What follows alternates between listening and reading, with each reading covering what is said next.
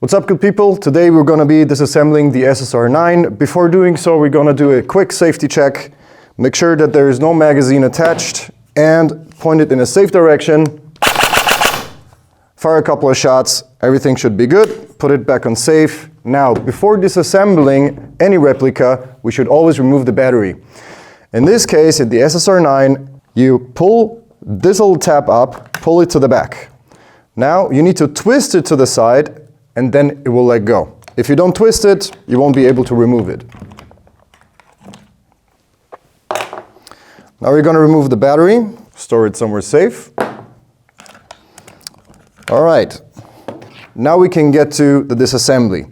First, we're going to separate the top from the bottom. To do so, we simply need anything that would work as a punching tool. Going to be using this. I won't be needing my safety goggles for that anymore.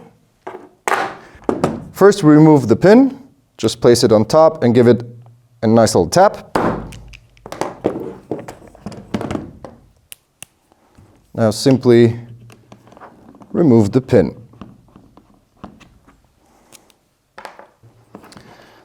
Now, pull the charging handle back a little bit just to separate both parts. And now, since it's polymer, you can basically just take it off. We will first disassemble the upper receiver. We will start with the inner barrel and the hop-up. To disassemble the hop-up, we need to remove the clip first. Make sure it doesn't fly away from you, like so.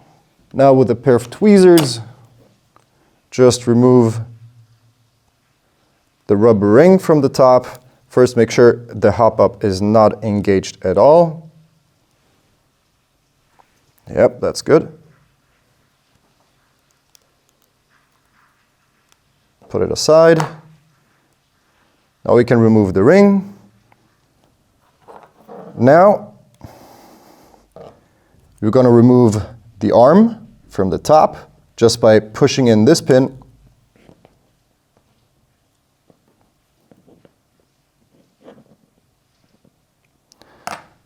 And there it is. Now be careful. We have a little nub here. You don't want to lose it. It should be secured with a little bit of grease, but still make sure you're not losing it. Now you can gently remove the inner barrel with the bucking, like so. There we have the stabilizer ring.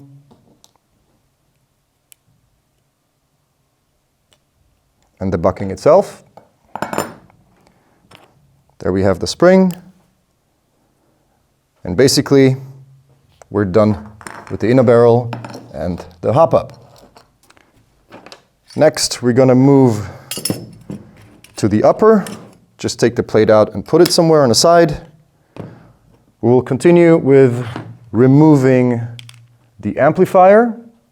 So we're going to remove this with a small Allen key or Allen bit. Make sure you remove the screw, otherwise you're going to ruin the threads.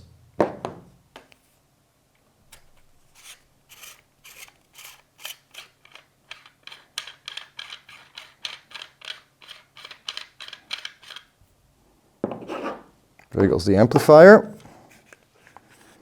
Now we're going to remove the handguard. To do so, we need to unscrew this here. Before you do so, you need to know that it has been secured with screw glue.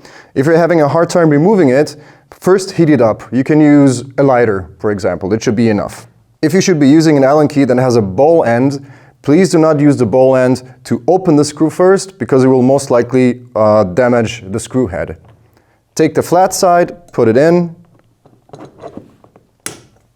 Now it's open. And then you can use the ball end.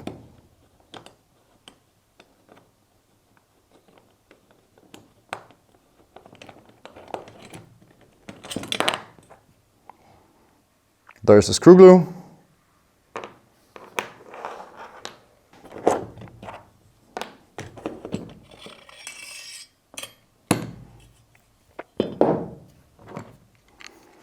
Now at the tip of the other barrel, you're going to have a ring and this little small plate. Make sure not to lose them.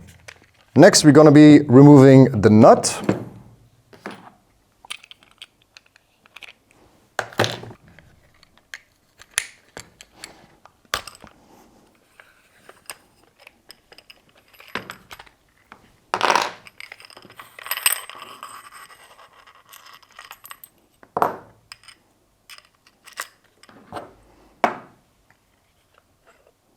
Now we have the outer barrel.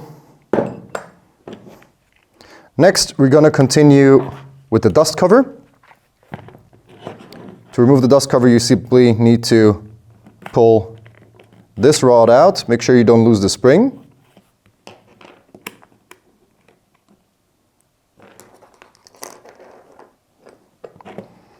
Next, we're going to be removing the charging handle. To do so, you need to understand that it is secured in here. The spring is secured right here in the front. There is no screw or anything. You simply remove it by pulling it back gently, twisting it, and then just lifting it up. Okay, this was the upper. Now we're going to continue with the lower. To remove it, we basically need a Phillips screw head. Not sure you can see it in here. It's going to be quite hard to see. It's right there. But basically all you need to do is just put the screwdriver on the screw and start turning the screw out.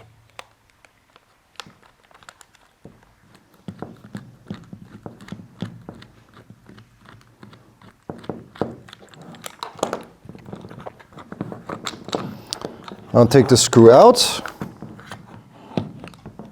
with the nut and carefully remove the cable.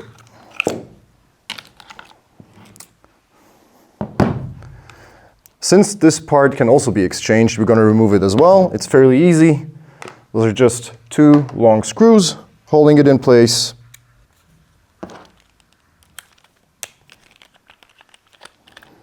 Also with a tiny amount of screw glue, but nothing too crazy.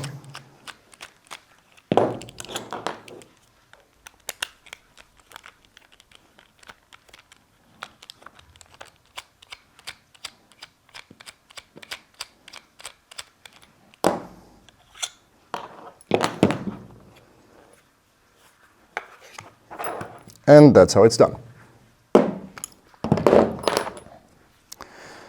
Now we're going to continue with the lower. First, we're going to remove this, put it aside. Now, the next thing we're going to remove is the spring itself.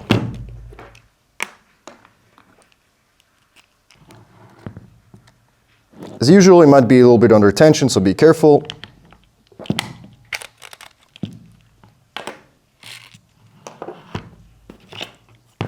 Okay, that was the spring. Now we will continue with the motor. To remove the motor, you basically have to move this here inside, and the lid opens, like so. Carefully remove the cables from the motor. 1 and 2.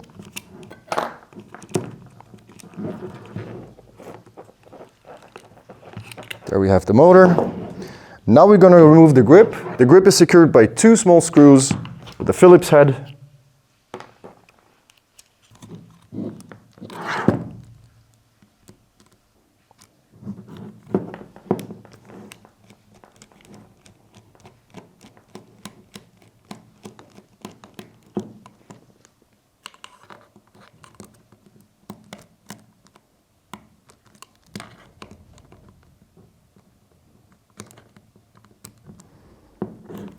There's number 2. You might not be able to remove the screws. You can just simply leave them in.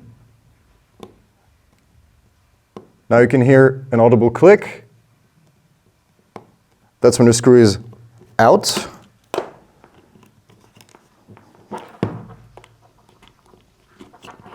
Okay, now carefully remove the grip. Make sure you're not ripping out the cables. Okay, not sure you can see it, but in here you will see that both screws are still in place. You can leave them in there. Okay, next we're going to remove the pins holding the gearbox inside the lower. To remove the trigger pin, turn it to the side where you do not see the logo and the SSR9. Put it on top and give it a gentle smack. Now you can remove the pin. Next, we're going to remove the big pin in the back. Also with a gentle little oh, I actually don't even need to. So, as you can see, this pin is already falling out. This should not concern you. It doesn't mean that there's no retention on it. The retention is being built when the grip is attached. So, do not worry about this. Before removing the gearbox from the lower, put the switch on semi, and then gently tilt the back up first, and then remove the gearbox. Be gentle with the cables. And here, to remove the thick bolt release, just need to tilt it forward and pull it out. That's it. Now we're going to remove the fire selector switch. To do so, just put it on auto. This will help you. And just remove the screw.